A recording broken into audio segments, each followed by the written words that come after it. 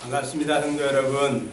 오늘 이렇게 같이 모여서 찬양 드리고 또 말씀 나누고 예수의 영을 우리가 받은 형제 자매로서 친교하고 또 주님의 뜻을, 내 인생을 향한 하나님의 뜻을 생각해보고 하는 이런 복을 누리게 돼서 좋은 것 같습니다.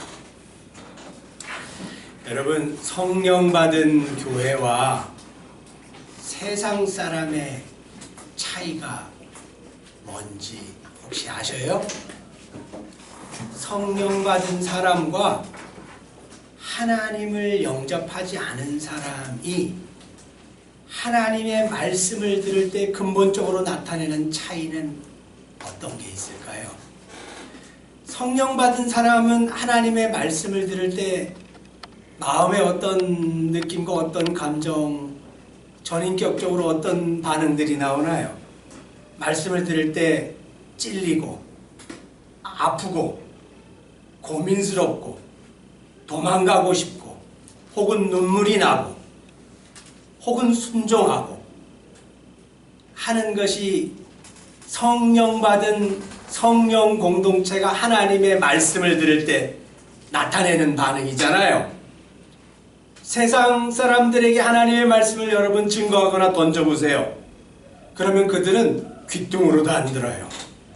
혹은 콧방귀를 키거나 여러분만 잘 믿으세요. 마음이 돌짝밭 같고 딱딱한 길바닥 같은 마음이 되어서 하나님의 말씀에 반응하지 않아요. 이것이 근본적인 차이잖아요. 그래서 만약에 여러분이 정말로 하나님의 영을 받은 자들이라면 하나님의 말씀을 들을 때 여러분 심령 안에 무언가 격동되는 것이 있어야 돼요. 하나님의 말씀이 여러분을 찌를 때 아픈 것이 있어야 되고 고민이 되어야만 해요. 남을 볼 필요 없고 남을 떠올릴 필요가 없어요. 성경 말씀을 들을 때 그 말씀이 내 생의 그 아픈 곳을 찌르고 들어올 때 그게 정말로 고민이 되어야만 해요. 내가 하나님의 말씀을 저 형제의 입을 통해서 들었는데 그러면 내가 뭘 어떻게 해야 하나? 라는 고민이 자연스럽게 되는 사람이 성령의 사람이고, 이 자리에 앉아 계셔도 저를 포함해서 마찬가지예요. 누구 입으로 하나님의 말씀이 선포되던 간에 그 마음이 맹숭맹숭하고 하나님이 찌르는 곳이 아프지 않고 하면 잘못된 분이에요. 여러분, 제가 여러분에게 성서 말씀을 나누기 전에 이렇게 고민스러운 고민을 하나 던졌어요. 그런데 여러분, 제 얘기가 잘못된 건 아니잖아요. 우리가 성령 받은 자라면, 정말로 하나님의 사람이라면 하나님의 말씀은 우리에게 두렵게 와야 돼요. 그리고 들었으면 떨림이 있어야 돼요. 왜냐하면 그 누구나 다 하나님의 말씀대로 못 사는 삶의 자리에 서 있기 때문에 그래요. 그 누구나 다 하나님의 백성이지만 지금 죄 중에 있기 때문에 그렇고, 희한하게도 하나님이 그 순간 그 말씀을 듣게 만드시는 이런 복을 누리는 것이 여러분이기 때문에 그래요. 그래서 여러분, 만약에 지금 제 입을 통해서 증거되는 이 말씀이 하나님의 말씀이라고 여러분에게 들리잖아요. 그러면 저 형제의 이야기라고 듣지 마시고 정말로 하나님이 여러분 심령에 하시는 말씀으로 들어주시기를 바라요. 그래서 고민이 돼야 돼요. 찔림이 돼야 되고 방황하고 어떻게 해야 되지? 씨름하고 그리고 돌이키고 순종하고, 이것이 말씀 듣는 자들이 누릴 수 있는 유일한 복이잖아요. 그러니까 여러분, 이 복을 놓치지 마세요. 제가 이 성경 나눔을 하기 전에 이걸 꼭 말씀드리고 싶었어요. 성령 공동체는, 성령 받은 사람은 하나님 말씀을 두렵게 듣는다. 말씀을 들을 때 찔리고 아파한다. 그리고 그 말씀을 붙잡고 고민하고 뒹군다. 그러다가 그 말씀을 듣기 전과 말씀을 들은 이후의 삶이 달라지는 사람이 된다 라는 거예요. 그러니까 여러분도, 저도 그렇고 여러분도 그렇고, 이 예배 이후에 여러분에게 정말로 이런 복이 임했으면 좋겠어요. 사랑하는 여러분, 만약 여러분이 마음속으로 싫어하는 사람이 있다고 가정해 봅시다. 여러분 마음속에 싫어하는 분 혹시 있으세요? 그런데 정말로 싫어하는 사람이 있다고 한번 가정을 해봐요. 근데 여러분 그 싫어하는 사람을 진짜로 여러분이 마음속에서 용서하지 않고도 예수 믿는 게 여러분 가능합니까? 여러분 제가 던진 이 질문을 한번 대답해 보세요. 여러분 마음속에 싫어하는 분들이 있잖아요. 여러분을 죄인으로 만들려고 그러는 거 아니에요. 저도 싫어했던 사람이 있고 싫어하는 사람이 있어요. 제가 질문을 던지는 거예요. 여러분 마음속에 있는 그 싫어하는 사람을 더 거칠게 표현해 볼까요? 그 싫은 인간을 진짜로 용서하지 않고도 여러분 예수 믿는 게 가능해요? 여러분 하나님의 자녀라고 하나님 앞에 떳떳하게 이야기할 수 있어요? 여러분 신앙생활 가능해요? 이 자리에 모여서 예배 드리는 게 의미가 있어요? 한번 이 질문을 한번 생각해 보세요. 싫어하는 사람, 싫어진 사람, 그 사람을 여러분이 마음속에서 진짜로 용서하지 않고 화해하지 않고 하나님께 우리가 모여서 드리는 이 예배가 무슨 의미가 있어요? 복음서에 보면 이런 말씀이 있어요.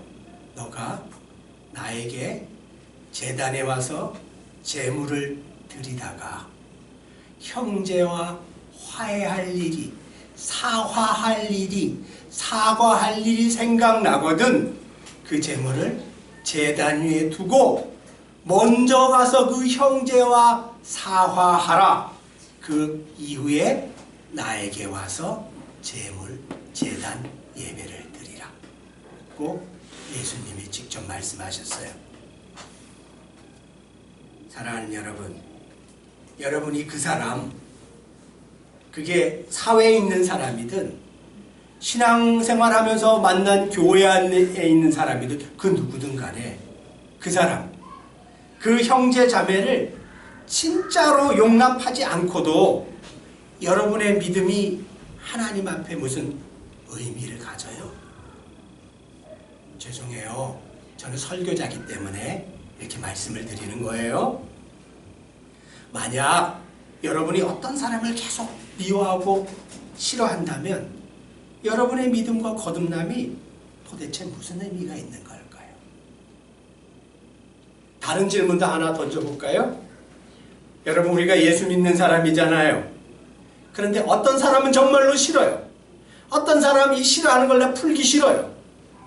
이거 냅두고 다른 형제 자매들과 화평하고 평화 안에서 거하는 게 가능해요?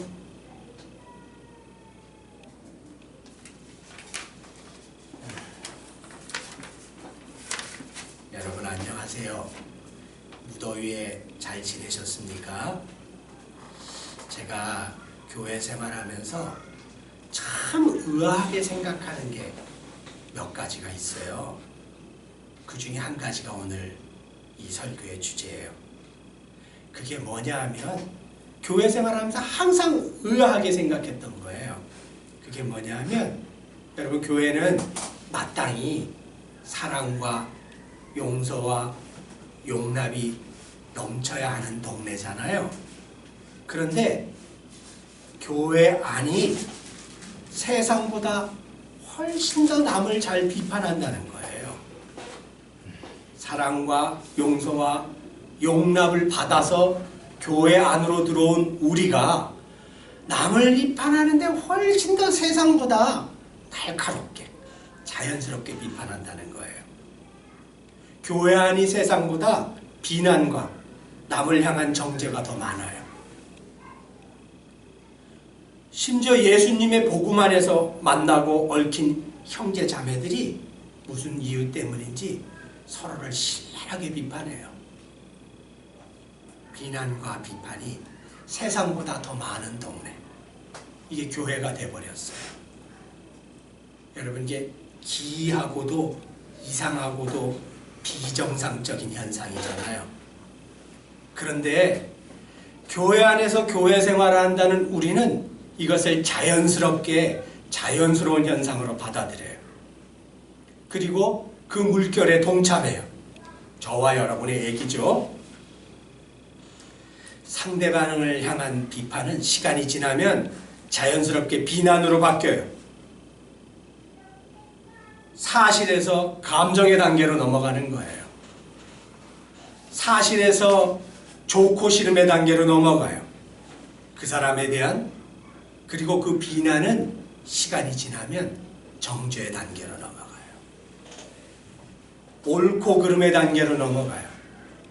그 사람이 잘못됐다 라고 판정하는 자리로 내가 나아가는 거예요.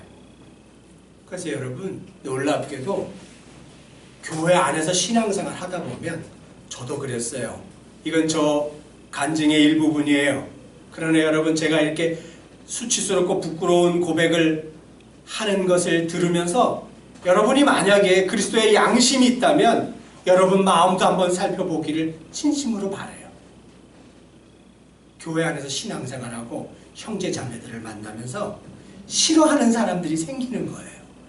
싫어진 인간이 생기는 거예요. 싫어진 형제자매가 생겨요. 그리고 희한하게도 교회 안에서 끼리끼리 모여요. 좋아하는 사람끼리 모여요. 여러분, 교회는 싫은 사람과 지내는 곳이 교회잖아요. 그죠? 교회는 그런 곳이어야만 해요. 나랑 다른 사람과 지낼 수 있는 곳이 교회여야만 해요. 왜냐하면 예수님이 우리에게 그런 은혜를 베푸셨기 때문에 그래요. 그런데 만약에 예수를 믿은 우리가 싫은 사람과 지내지 못하잖아요. 이러면 그 순간부터 복음은 의미가 없어요.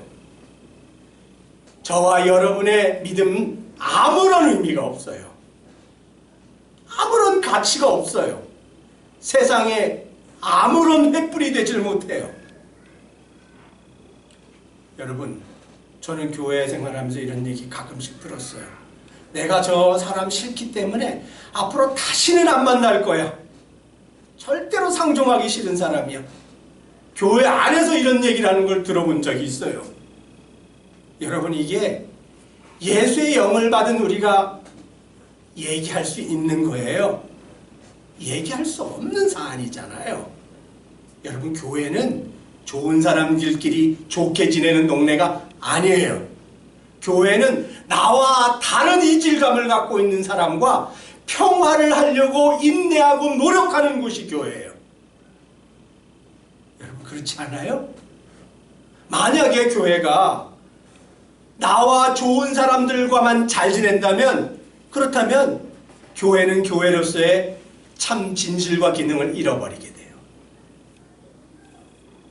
사랑하는 여러분, 제가 여러분에게 질문을 한 가지 드려보고 싶어요. 왜냐하면 전 설교자로서 이 설교를 쓰면서 정말로 저와 여러분의 신앙에 유익이 되었으면 하면서 눈물을 흘리고 기도하면서 이 설교문을 썼어요. 여러분, 인간관계 중에서 여러분이 정말로 싫어하는 사람, 혹시 마음속에 담아둔 사람 있어요? 죄송해요. 있을지 몰라요. 무슨 이유 때문이든 여러분 마음속에 저 사람 정말로 싫다. 내가 비록 한 교회 형제 자매로 이렇게 만났지만 저 사람 정말로 싫다. 정말로 나랑은 안 맞는다. 어쩌다 저런 사람을 내가 여기서 운명적으로 만났나. 이런 감정이 드는 그런 사람. 죄송해요, 여러분. 제가 이렇게 얘기할 때 여러분 마음이나 머릿속에 떠오르는 분 있죠? 그분 여러분 싫어하는 사람이에요. 그런 분 있으세요? 사랑하는 여러분, 부끄러운 고백이지만 저는 있었어요. 이 짧은 신앙생활 하면서 만났던, 교회 안에서 만났던 몇몇 형제 자매들을 정말로 싫어했어요. 이유는 뭐 여러 가지 이유가 있었어요. 제가 겉으로 표시는 못 냈지만은 말도 같이 하기 싫었어요. 그 형제나 자매가 하는 행동이 잘한 것은 못한 것은 일거수일투족이, 표현이 죄송해요, 다 마음에 안 들었어요. 정말로 설교에 이런 표현이 용납될지 모르지만 꼴도 보기 싫었어요. 여러분, 그런데 제가 그런 마음으로 그 성도분을 대하니까 자연스럽게도 제가 어떤 사람으로 변하게 됐냐면, 제가 배운 성서 지식, 제가 알고 있는 성경 지식, 제가 살아왔던 세상의 어떤 그런 경험, 경륜, 이런 걸로 그 성도를 판단하기 시작하는 거예요. 그리고 그 성도의 말과 행동을 자연스럽게 분석하고 판단해서 판가름을 하는 저의 모습을 보게 됐어요. 마치 그분은 레이더 안에 혹은 무슨 그물망 안에 걸려서, 저의 그물망 안에 걸려서 모든 것이, 모든 행동이 일구수일투족이 다 드러나는 이런 무슨 사냥감 같은 존재가 돼버린, 이런 것을 제가 깨닫게 됐어요. 사랑하는 여러분, 제가 그런 와중에도 엉망진창의 아수라장 같은 그런 삶을 사는 거죠. 겉으로는 멀쩡하다고 생각하지만 속은 한없이 부패하고 한없이 속에서 참 죄된 것이 올라오는 엉망진창의 삶을 사는 와중에도 성령 하나님이 저에게 언뜻 질문을 던져보시는 거예요. 이런 질문을 스스로에게 던지게 하시는 거예요. 예수교는, 그리스도교는 남의 허물을 용서하고 품어주라고 가르치고 있는데, 지금 내 속에서 올라와서 나를 사로잡고 있는 이런 저 형제나 자매를 향한 비판, 판단, 정죄, 이 감정은 도대체 뭘까? 라는 이 질문이 제 속에서 가끔씩 올라왔어요. 이렇게 남을 비판하기를 태생적으로 좋아하는 나는 나중에 어떻게 될까? 또 이런 질문도 제 속에서 올라왔어요.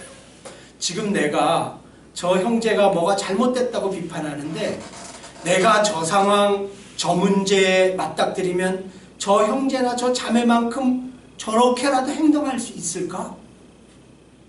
저만큼이라도 할 수 있을까? 뭐 이런 질문도 제 속에서 올라왔어요. 사랑하는 여러분, 혹시 여러분 마음속에 여러분이 이유 없이, 이 표현을 잘 들어보세요. 이유가 없어요. 이유가 있는 것 같은데 사실 따지고 보면 별 이유가 없어요. 이유 없이 싫은 사람 있으세요? 그 사람만 생각하면 정말로 마음이 불편해요. 같이 있고 싶지 않아요. 이런 사람 혹시 있으세요? 근데 여러분, 그 사람이 예수 안에 있는 형제자매라면 여러분 어떻게 하실 겁니까? 예수 안에 관계를 맺은 한 식구로서 아버지 하나님을 아버지로 모시는 한 영적 식구로서 만난 형제 자매 중에서 이렇게 꼴도 보기 싫은 사람이 있는 거예요. 그럼 여러분 어떻게 하실 거예요? 그 관계를 풀지 않고도 신앙생활이 가능해요? 그걸 땅바닥에 대충 묻고도 여러분이 하나님 앞에 순전한 마음을 갖고 나아갈 수 있어요?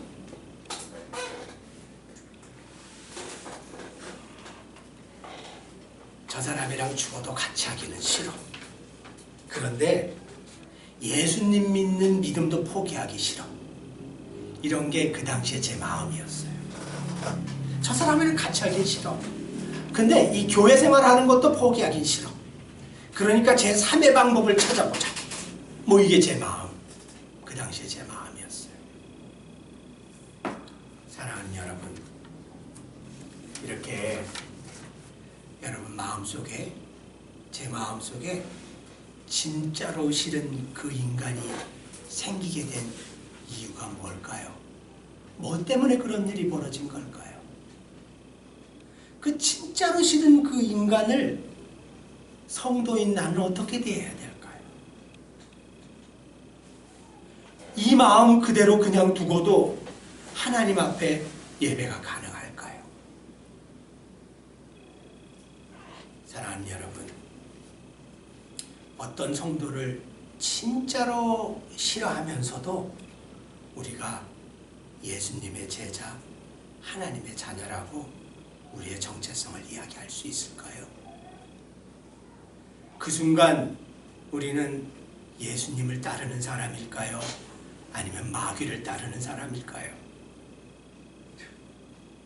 여러분, 인간관계에서 여러분이 진짜로 싫어하는 그 인간을 만나게 된 이유를 여러분 혹시 생각해 보셨어요?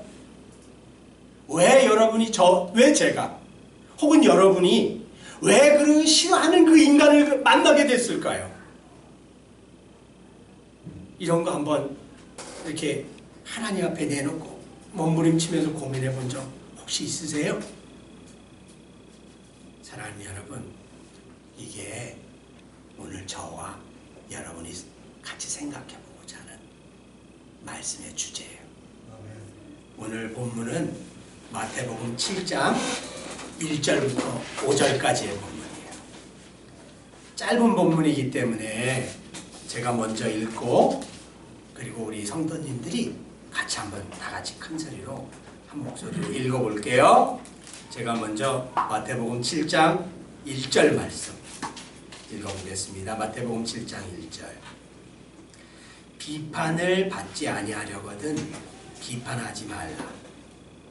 너희가 비판하는 그 비판으로 너희가 비판을 받을 것이요, 너희가 헤아리는 그 헤아림으로 너희가 헤아림을 받을 것이니라.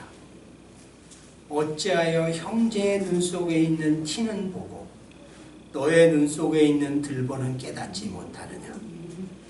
보라, 너의 눈 속에 들보가 있는데 어찌하여 형제에게 말하기를 나로 너의 눈 속에 있는 티를 빼게 하라 하겠느냐? 외식하는 자여, 먼저 너의 눈 속에서 들보를 빼어라. 그 후에야 밝히 보고 형제의 눈 속에서 티를 빼리라. 여러분, 마태복음 7장 1절부터 여러분 5절까지 여러분이 한번 큰 소리로 한번 읽어보세요. 시작. 비판을 받지 아니하려거든 비판하지 말라. 너희가 비판하는 그 비판으로 너희가 비판을 받을 것이요, 너희가 헤아리는 그 헤아림으로 너희가 헤아림을 받을 것이니라. 어찌하여 형제의 눈 속에 있는 티는 보고 내 눈 속에 있는 들보는 깨닫지 못하느냐? 보라, 내 눈 속에 들보가 있는데 어찌하여 형제에게 말하기를 나로 내 눈 속에 있는 티를 빼게 하라 하겠느냐? 외식하는 자여, 먼저 내 눈 속에서 들보를 빼어라. 그 후에야 밝히 보고 형제의 눈 속에서 티를 빼리라. 감사합니다. 여러분, 이 성서 본문을 가지고 생각해 볼 대지는 세 가지예요. 간단해요. 첫 번째는 뭐냐면 남을 비판하는 것을 당장 멈추자는 거예요. 남을 비판하는 것을 당장 멈추자. 왜냐하면 여러분, 남을 비판하는 행위는 마귀의 짓거리이기 때문에 그래요. 여러분, 제가 교회 생활하면서 놀랐던 것이 뭐냐면 신앙생활을 열심히 하는 사람이든, 죄송해요, 대충 하는 분이든 기본적으로 교회라는 동네는 타인, 남, 다른 형제를 비판하는데 다들 고수라는 거예요. 자연스럽게 이게 돼요. 그것도 하나님의 말씀을 잣대로 들이대면서 비판해요. 그 싫은 사람의 성품, 말투, 가치관, 행동을 낱낱이 비판해요. 근데 비판하는 얘기를 들어보면 틀린 건 없어요. 비판을 하는 사람의 얘기를 들어보면 그렇게 틀린 건 없어요. 그렇지만 아주 날카롭게 비판을 해요. 여러분, 우리가 그렇게 그 사람을 비판할 때 나는 그 사람보다 나은 존재처럼 생각돼요.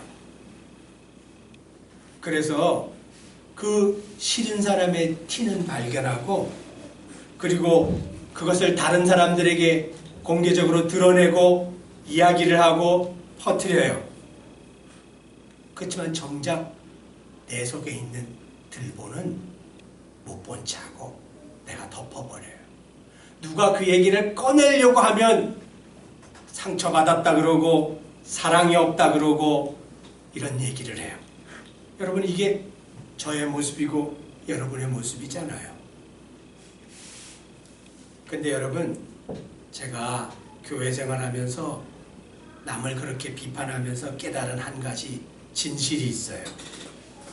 이게 뭐냐 하면, 남을 판단하고 비판하는 것은 마귀의 유혹에 넘어가서 내가 지금 마귀의 짓거리를 하고 있다, 이 사실을 깨달았어요.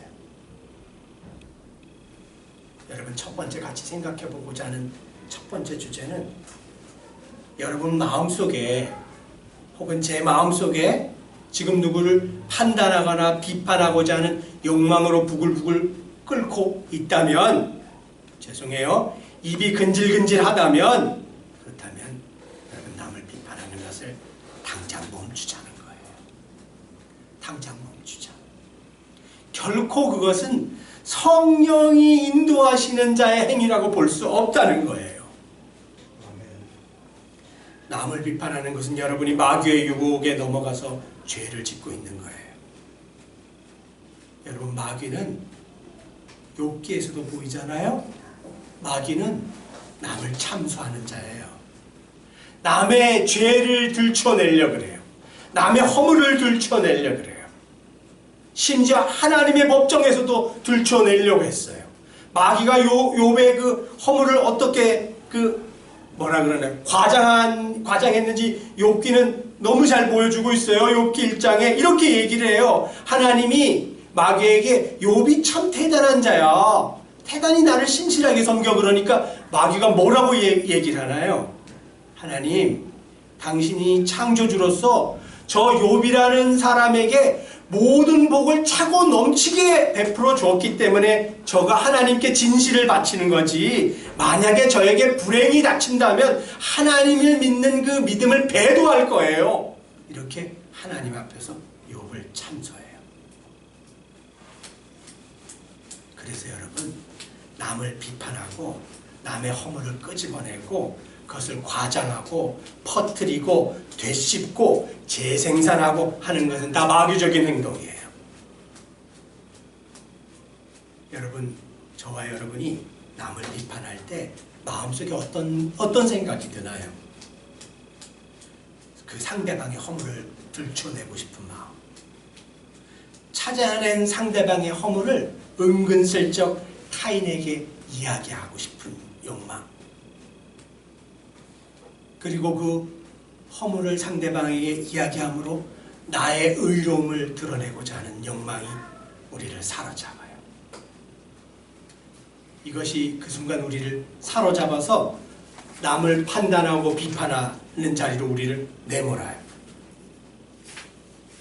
사랑하는 여러분, 저와 여러분이 남을 판단하고 비판하는 것은 마귀의 유혹에 넘어간 마귀의 짓이라는 것을 여러분 꼭 마음에 기억했으면 좋겠어요. 만약 우월한 마음을 갖고 지금 다른 성도들을 비난하거나 비판하고 있다면, 여러분 죄송해요. 저는 그저 마귀의 짓을 하고 있는 사람에 불과해요. 여러분, 왜 남을 비판하는 것이 마귀의 짓거리입니까? 세상은, 여러분 우리가 사회생활하고 직장생활 해봐서 알잖아요. 세상은 분석하고 판단하고 그리고 정확하게 지적해주는 사람을 높여요. 그런 사람들이 직장생활에서도 높아져요. 분석하고 판단하고 정확히 지적해주는 사람, 대안을 내주는 사람, 이런 사람들이 회사에서도 인정받고 사랑받아요. 그런데 여러분, 하나님의 영에 사로잡힌 공동체는 그렇지 않아요. 왜 남을 비판하는 것이 마귀의 짓이에요? 성서는 이렇게 우리에게 답을 주고 있어요. 너가 마지막 종말 심판 때에 하나님으로부터 심판을 받지 아니하려거든 지금 남을 비판하지 말라. 만약 너가 남을 비판한다면 남을 비판했던 그 비판으로 하나님의 종말 심판 때에서 하나님께서 너를 심판하실 것이다. 너가 남을 헤아렸던 그 잣대로 하나님께서 바로 너를 그 잣대로 하나님의 종말 심판 때에서 심판하실 것이다. 여러분, 이게 우리가 읽어본 본문이잖아요. 그리고 이 본문은 예수님의 설교 안에 들어있어요.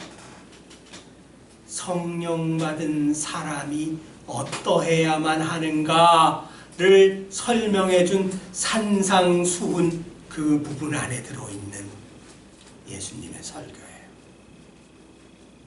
사랑하는 여러분, 기독교 공동체는 비난과 비판과 정죄의 공동체가 아니에요. 기독교 공동체는 용서와 용납과 긍휼과 인내와 덮어주는 공동체예요. 이게 기독교 공동체의 원래 모습이 되어야만 해요. 그러나 여러분, 현실의 기독교 공동체는 이런 예수님의 가르침과 정반대의 길로 가고 있어요. 정반대의 길로 걸어가고 있어요. 우리가 우리의 허물과 죄를 보지 못하고 타인의 허물과 죄를 바라보는 정반대의 길로 현재 성도들과 기독교 공동체가 길을 걸어가고 있어요.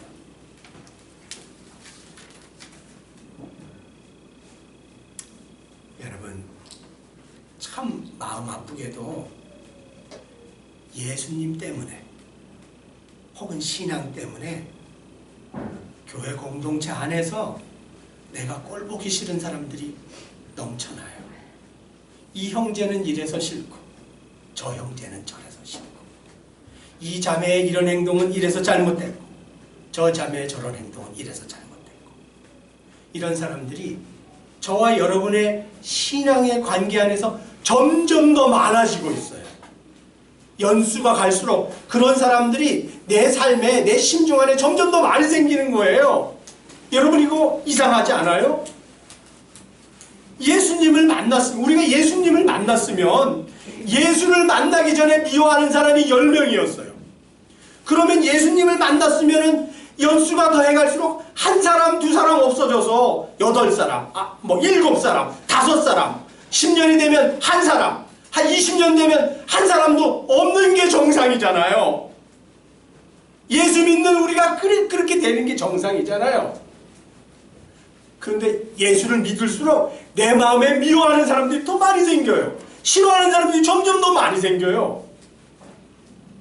이거는 잘못된 거예요. 성서가 가르치는 게 아니에요. 이거 교회라고 할 수 없어요. 여러분이 그 꼴보기 싫은 세상 사람 혹은 그 꼴보기 싫은 성도와 진심으로 하나 되지 않고도 여러분 신앙생활 잘한다고 말할 수 있어요? 제가 이건 설교자의 양심으로 분명히 답을 드릴 수 있어요. 저나 여러분이 마음속에 정말로 싫어하는 아무개를 마음속에 품고 있다면, 그러면 그와 화해하고 용서하고 화합되지 않는 한 저와 여러분의 믿음은 무가치하고 헛거예요. 의미 없어요. 안 받아들여져요. 그냥 하나님 앞에서 헛수고만 할 뿐이에요. 이런 예배도 의미 없어요.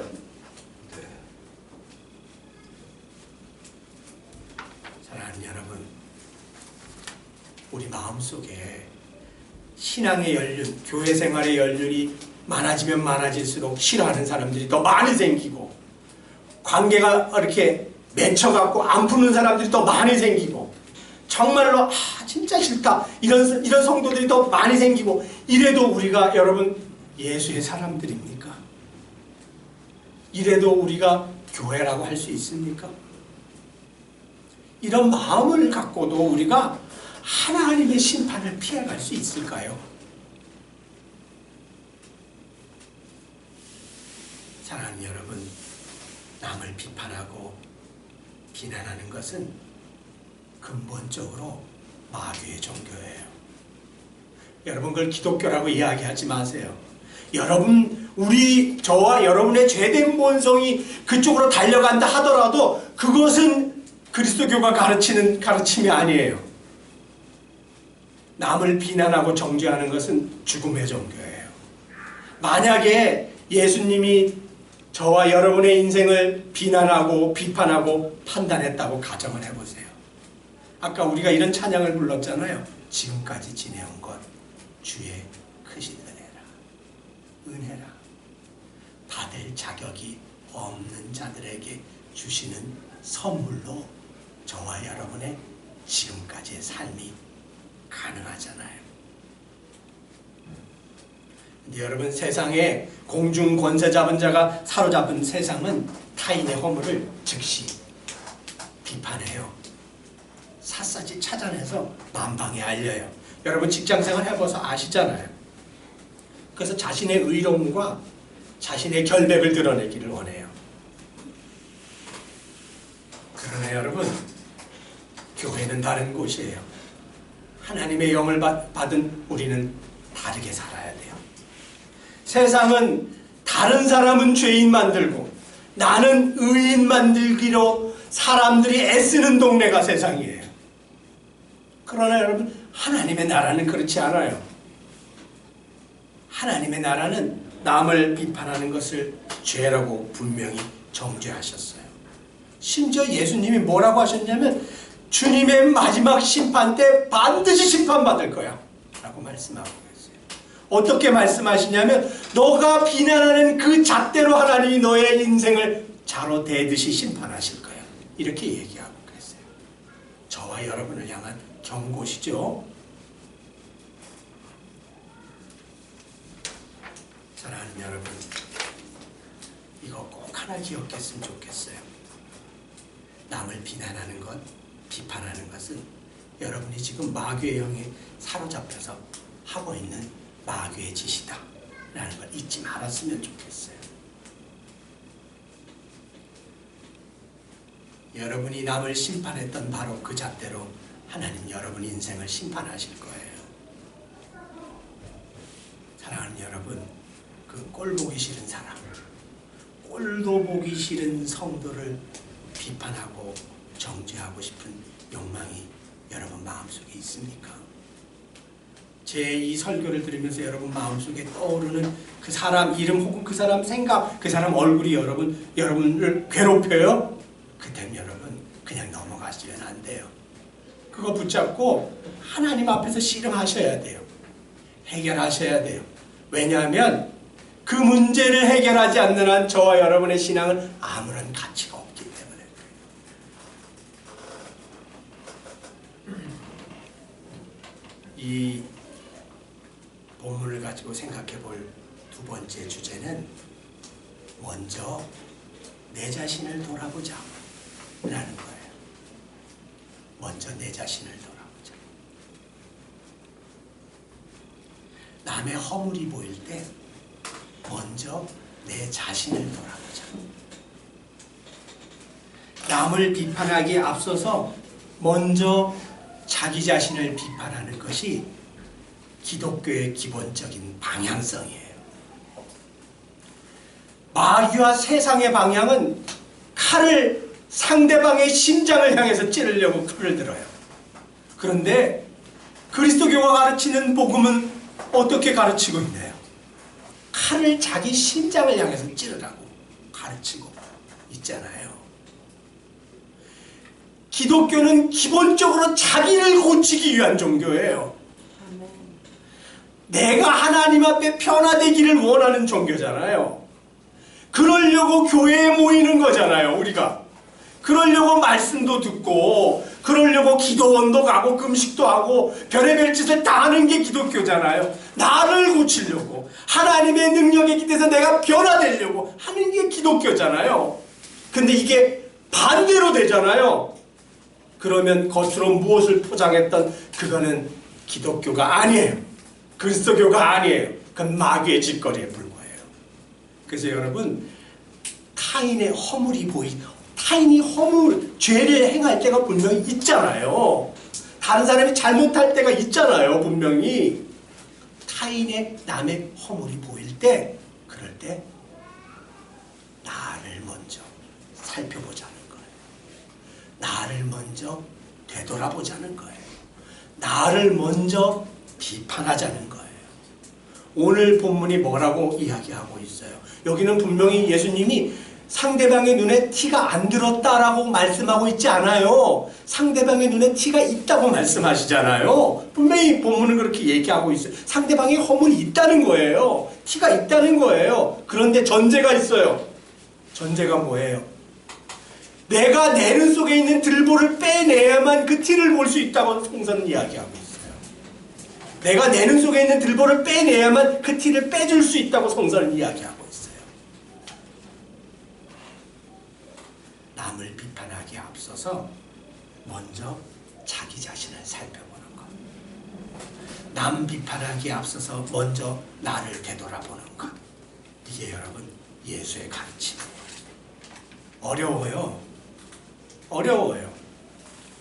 마귀의 가르침과 세상의 가르침은 우리 본성에 딱 들어맞기 때문에 우리가 막 달려갈 수 있어요. 그러나 하나님의 말씀은 우리 본성에 역한 이런 진리잖아요. 반대의 지점으로 우리를 끌고 가기를 원하시는 진리잖아요. 그래서 어려워요. 그렇지만 하나님의 말씀이 생명을 주세요. 하나님의 말씀에 순종할 때에만 저와 여러분의 생이 정말로 천국 안에서의 삶이 될 수 있어요. 그러니 여러분, 남의 허물이 눈에 들어올 때 여러분 남을 먼저 비판하지 마시고 그걸 들고 하나님, 나에게는 저런 모습이 없습니까? 나는 저런 죄인 아닙니까? 이렇게 하면서 자기 인생을 되돌아보고 자기 삶을 되돌아보는 자리로 가는 사람이 진짜로 복 있는 사람이에요. 칼을 뽑아서 상대방을 찌르지 마세요. 말씀으로 상대방을 난도질하지 마세요. 하나님이 그거 기뻐하실 것 같아? 절대로 그렇지 않아요. 예수님의 마음은 용서하고 덮어주고 잊어버려주는 거잖아요. 절대로 그렇지 않아요. 여러분, 남을 먼저 살펴보고 남을 먼저 비판하는 것은 마귀의 종교예요. 그게 기독교에 탈을 썼어도 본질은 마귀의 종교예요. 세상의 방식이에요. 우리 속에 죄가 충만할 때 나타나는 모습이에요. 저와 여러분이 죄에 사로잡힐 때 나타나는 모습이에요.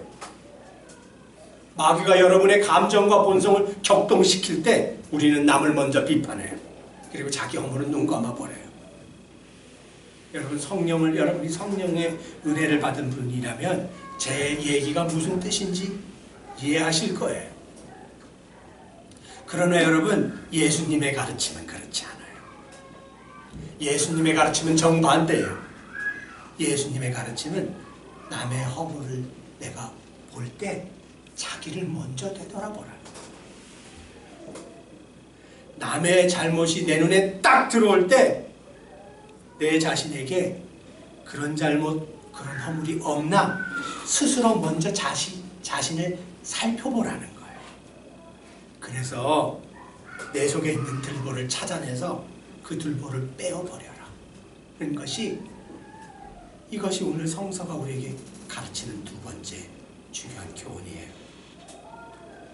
사랑하는 여러분, 그러니 이 말씀을 우리 마음속에 뒀으면 좋겠어요. 너의 눈 속에 지금 큰 들보가 있는데 어찌하여 너는 작은 허물이 있는 그 사람에게 너의 눈 속에 있는 그 티를 내가 빼어줄 테니 너는 가만히 있으라, 이렇게 말할 수 있겠냐? 이 위선자야. 예수님의 표현이 참 저를 뼈아프게 해요. 여러분, 위선자가 무슨 뜻인지 혹시 아세요? 가면을 쓰고 마음속은 그렇지 않은데, 생각은 그렇지 않은데 가면을 쓰고 가식적으로 행동하는 사람이라는 뜻이에요. 가면을 쓰고 연기하듯이 연기하는 배우, 뭐 이런 뜻이에요. 위선자라는 단어에 그런 뜻이 들어있어요. 예수님이 이렇게 얘기하세요. 이 위선자야, 먼저 너의 눈 속에서 너의 들보를 빼내어라. 그 후에야 너가 잘 보고 형제의 눈 속에 있는 티를 빼줄 수 있게 될 것이다. 사랑하는 여러분, 예수님 복음은 먼저 자기 자신 되돌아보기예요. 먼저 자기 자신 비판하기예요. 마귀의 기독교는 먼저 남 판단하는 거예요. 그래서 여러분, 그리스도교의 본질은 말씀을 갖고 그 칼날을 남을 향해서 휘두르는 거 아니에요. 자기 내면을 향해서 그 칼날을 깊숙이 찌르는 거예요. 그리스도교의 본질은 기본적으로 내면을 향한 종교예요. 자기 내면을 향한 종교예요. 나의 내면과 내 삶이 말씀으로 고침을 받고 변화되겠다라고 하는 것이 기독교의 본질이에요. 내가 남을 바꿔봐야지, 이거 아니에요. 내가 하나님 앞에서 깨지고 바뀌어야지 라고 하는 것이 그리스도교의 본질이에요. 사랑하는 여러분, 형제 자매의 허물이 보일 때, 그럴 때 성령께 사로잡힌 하나님의 자녀는 자기 자신을 먼저 살펴봐요. 그리고 그 형제 자매의 허물을 이야기하지 않고 마음 아파하면서 그를 기억하고 기도해줘요. 인내하고 기다려주는 거예요. 왜냐하면 나도 그 상황, 그 처지가 되면 얼마든지 그 사람처럼, 얼마든지 그 사람보다 더 악한 일을 할 수 있다고 내가 내 자신의 본바탕을 알기 때문에 그래요. 자기를 먼저 비판해요. 내가 고칠 것이 없나 살펴봐요. 왜냐하면 여러분, 성령 하나님이 자꾸만 마음을 그런 자리로 끌고 가기 때문에 그래요. 그래서 남의 허물이 보이고 남의 어떤 잘못이 보일 때 성령께 사로잡힌 자는 자꾸만 그 낮은 자리로 자기 마음이 끌려가는 걸 느껴요. 너 입 다물어라. 너 마음과 생각을 잘 지켜라. 너 먼저 너를 살펴봐라. 이런 성령의 울림이 마음속에서 자기를 사로잡는 걸 느껴요. 그래서 조심스럽게 행동해요. 시간이 지나다 보면, 아, 내가 저 형제 자매 정말로 죄인이라고 생각했는데 지나고 보니까 만약에 내가 그 순간에 저 자리에 있었다면, 저 상황에 있었다면 나는 저 사람보다 더한 행동, 더 악한 행동을 했구나. 이렇게 생각하게 돼요. 사랑하는 여러분, 만약 여러분이 진짜로 예수님 영접한 그리스도인이라면 먼저 자기 허물 살펴보기, 이걸 기억해 주셨으면 좋겠어요.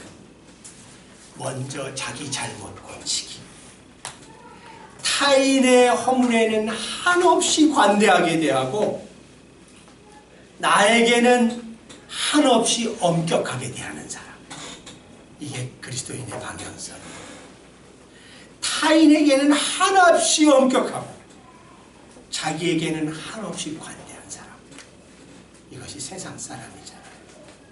우리는 반대의 생을 살아가겠다고 이 자리에 모인 사람들이에요. 여러분, 세 번째 생각해 볼 주제, 마지막이에요. 세 번째 생각해 볼 주제는 맺힌 것을 풀지 않고는 다 헛수고다.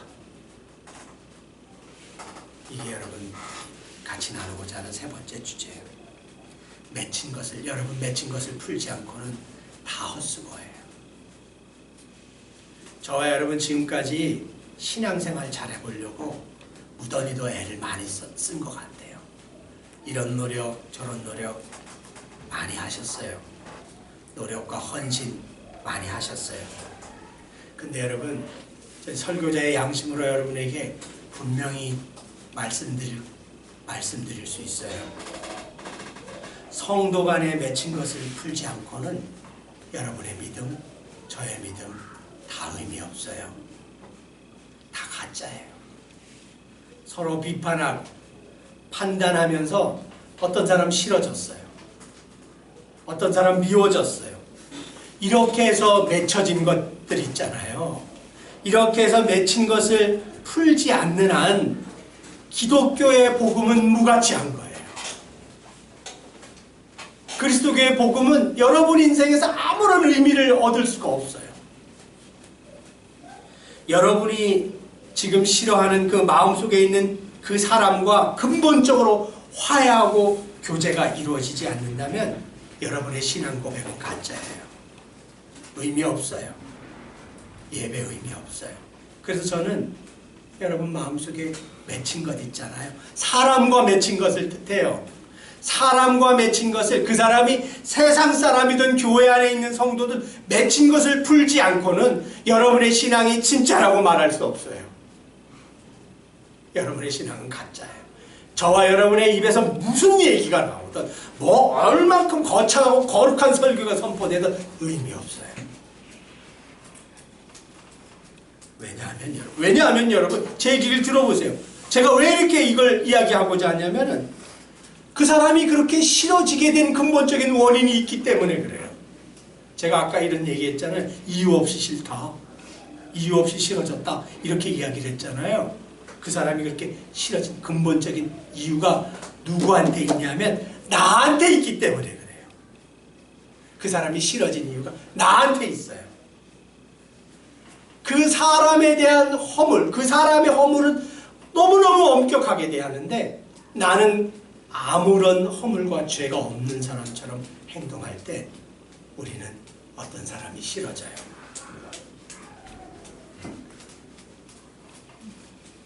만약에 여러분, 저와 여러분이 이 태도와 이 고리를 끊어내지 못하잖아요. 그러면 전 여러분을 정죄하는 거 아니에요. 저와 여러분은 평생 동안 남을 비판하고 비난하고 정죄하는 지옥 같은 삶을 살 거예요. 연수가 갈수록 점점 더 마음속에 싫어지는 사람이 한 다발씩 생기는 희한한 인생을 살게 될 거예요. 이 사람은 이래서 싫어져. 저 사람은 저래서 싫어져. 세상 천지에 내가 싫은 인간 천지예요. 여러분이 이런 삶을 살고 싶으세요? 우리가 지금까지 이런 인생을 사는 이유가 뭐겠어요? 이걸 제가 사자, 팔자, 한자 성구로 딱 적어왔어요. 뭐라고 적어왔을까요? 천상천하 유아동존. 하늘 위, 하늘 아래 내가 최고고 나밖에 없어요. 이게 인간 죄성의 본질이잖아요. 그죠? 이게 남을 비판하는 기본적인 태도이자 이유잖아요. 이게 남을 내가 짓뭉개고자 하는 나의 죄된 본성의 본질이자 가면 쓰고 행동하는 그 숭악스러운 모습의 진짜 모습이잖아요.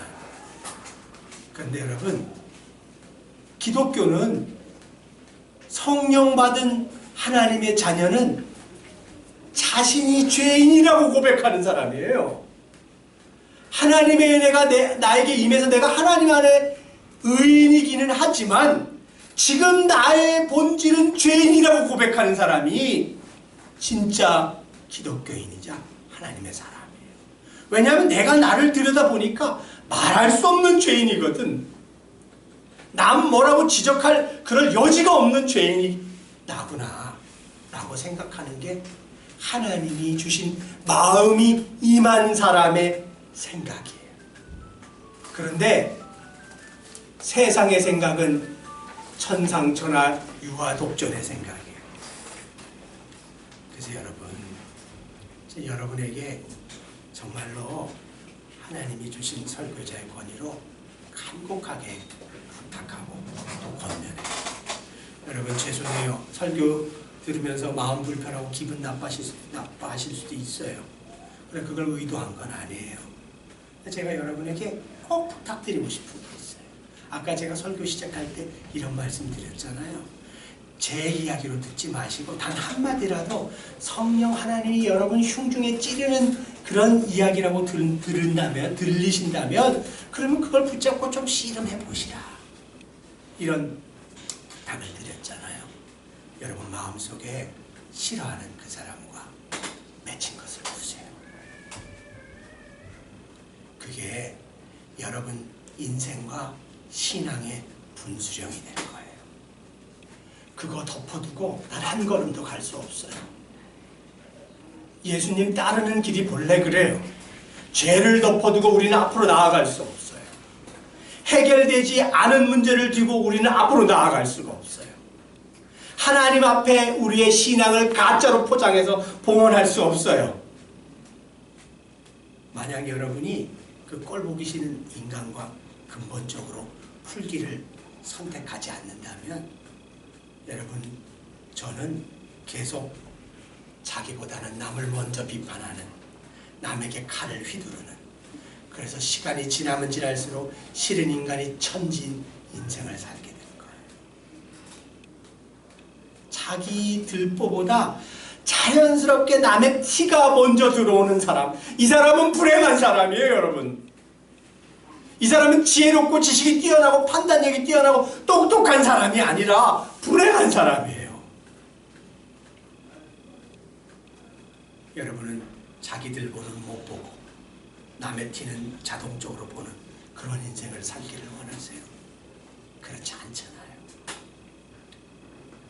여러분 제가 좋아하는 이야기가 있어요.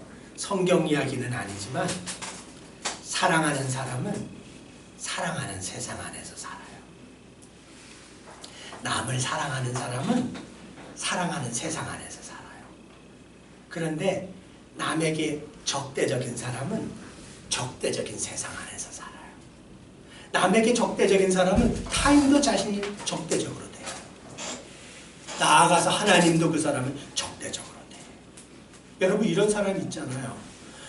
이 공동체에 가든 저 공동체에 가든 이 모임에 가든 저 모임에 가든 그 사람만 나타나면 끊임없이 남에게 험담하고 비판하고 남의 소문을 흘리고 아픈 얘기하고 그래서 모든 사람이 점점 싫어하는 이런 사람이 있잖아요. 그런 이야기예요. 적대적인 사람은 적대적인 세상 속에서 자신을 적대적인 환경에 던져서 살게 만드는 거예요. 그래서 여러분 저와 여러분이 세상이든 교회 아니든 만나는 모든 사람은 저와 여러분의 마음의 거울일 뿐이에요. 싫어하는 분 있으세요? 그럼 여러분의 마음속에서 미움과 증오가 생겼기 때문에 반사해서 나타난 결과예요. 여러분 제 얘기를 반박하실 수 있어요? 만나는 모든 인간관계는 여러분의 마음의 거울일 뿐이에요. 여러분이 사랑 안의 관계에서 사랑의 관계에서 사시잖아요. 그러면 점점 더 사랑이 충만한 관계 안에 거하게 될 거예요. 여러분이 비판하는, 비난하는, 정죄하는 적대적인 이런 삶 속에서 사시잖아요. 그럼 여러분 외부, 여러분 주위에는 적들밖에 없을 거예요. 지금 몇 사람 친한 사람이 있다고요? 천만의 말씀이요. 여러분 인간의 본성을 믿지 마세요. 표현이 적절할지 모르지만 지금 집권당이 저렇게 싸우는 모습 봐봐요. 권력을 잡기 위해서 별의별 짓을 다 하고 자기들끼리 정권을 잡은 지 4개월도 안 됐어요. 원수도 저런 원수가 없어요. 여러분 인간의 본성을 믿지 마세요. 인간의 본성대로 따라가지 마세요. 성서가 여러분에게 권면하는 길로 하기 싫더라도 우둑부둑 그 길을 가세요. 왜냐하면 그게 사는 길이기 때문에 그래요. 그러니 여러분이 진짜로 예수님 믿는 사람이라면 맺힌 것이 있는 사람과 오늘 예배 끝나고 꼭 푸세요. 그게 여러분 인생의 분수령이 될 거예요. 여러분이 질적으로 다른 생을 살게 될 거예요. 풀지 않아도 다른 인생을 사실 거예요. 그것이 싫어하는 사람과 진심 어린 화해와 친교를 하세요. 주님, 제가 연약하니까 그렇게 할 수 있도록 도와주세요. 이렇게 기도하세요. 지금까지 내가 남을 비판해서 이렇게 맺히고 저렇게 맺힌 거 풀게 도와주세요. 이 굴레와 허물과 덫을 끊고 진짜로 나아가게 도와주세요. 이렇게 여러분 기도하세요. 사랑하는 여러분, 오늘 우리가 이 본문을 갖고 생각해 본 주제는 세 가지였어요. 첫 번째는 타인을 비판하는 것을 당장 멈추자 라는 것을 생각해 봤어요. 두 번째는 남의 허물이 보일 때 먼저 내 허물을 되돌아보자 라는 것을 생각해 봤어요. 세 번째는 지금까지 맺혔던 인간관계 이제 모두 용서하고 화해하고 풀어버리자 라는 것을 같이 생각해 봤어요. 사랑하는 여러분, 이 설교를 마치기 전에 꼭 한 가지만 이야기하고 싶어요. 타인의 허물은 한없이 관대하게 대해주세요. 타인의 잘못은 한없이 관대하게 대해주세요. 그리고 내 허물은, 내 잘못은 한없이 엄격하게 대하세요. 이게 저와 여러분이 예수님 복음 따르고 살 수 있는 유일한 생명의 길이에요. 기도하겠습니다.